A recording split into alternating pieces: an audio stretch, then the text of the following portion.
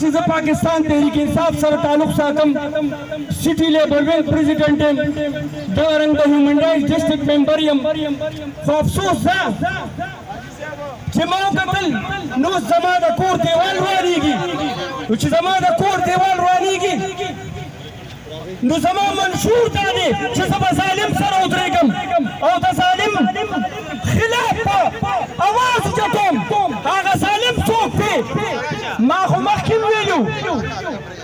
چې دا ټیمو وزیرستان ته ټرانسفر کړه وزیرستان ته ټرانسفر کړه ځکه دې ټیمو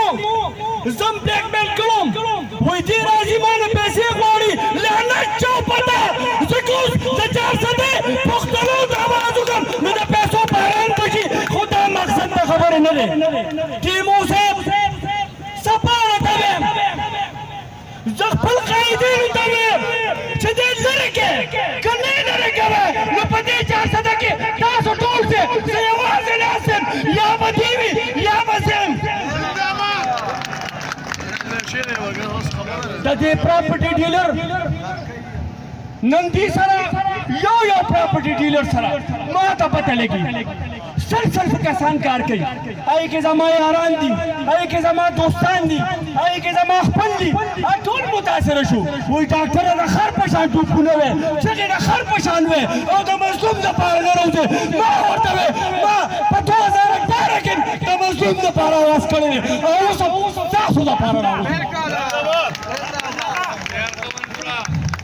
دا یوازې پر دی واخد په پټه خبره نه ما ته بیګا خبرې شوې وای کچره تاسو باندې نالایق سیاستدانانو نالایق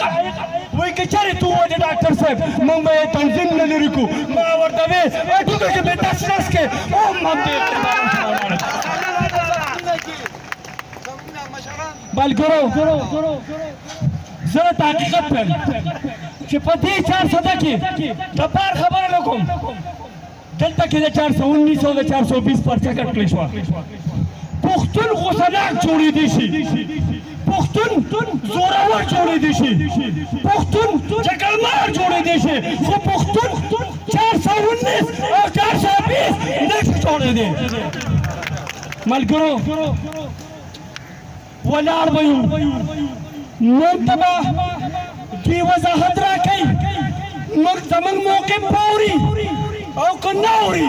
نو صفا ورته ویم چې موږ به دلته کې که باران وي که شپه وي که ورځ وي که ګرمي وي که یخني وي موږ به دلته کې یو موږ په هېڅ څه کار نشته دا مظلومان دې ذات ته دي لکه روزګار ورکړي زه د ټولو پاټو ډېره شکریه ادا کوم د تاجر اتحاد جنرال سیکرټري حبیب الله ټیلر صاحب د هغې ډېره شکریه ادا کوم چې هغوی هم راغلي دي ولې ما ته دا ملګري معلوم دی د 20 کالو نه موږ لګیا یو او د دې مظلوم دپاره موږ اواز اوچتو خو دا اوس خو را سره ناروا راواغېسته تاسو ته وایم د 400 عوامو آپ لوگ قدم بڑھاؤ ہم تمہارے ساتھ ہیں ملګرو انشاءالله موږ وګټله او تاسو وګټله 400 وګټله او دې سیاسي ټیمو دې ډیسي کې ټولو بیله او تاسو وګټله تاسو د 400 پښتنو ته زه په دې دونه غټه جلسه باندې نهیب خان ته د ټولو مرګونو ته فاروق صاحب ته چې زموږ عوامي نیشنل پارټۍ سره تعلق لري خو به هر حال راغلي د مظلوم لپاره د مظلوم د حق اواز لپاره انشاءالله ټول به ولاړ یو او دا ټیم دی به وزیرستان ته وي تمام مطالبه ده کړه دی به هلته راکړو ډېره مهرباني وایو دعوانا الحمدلله رب العالمین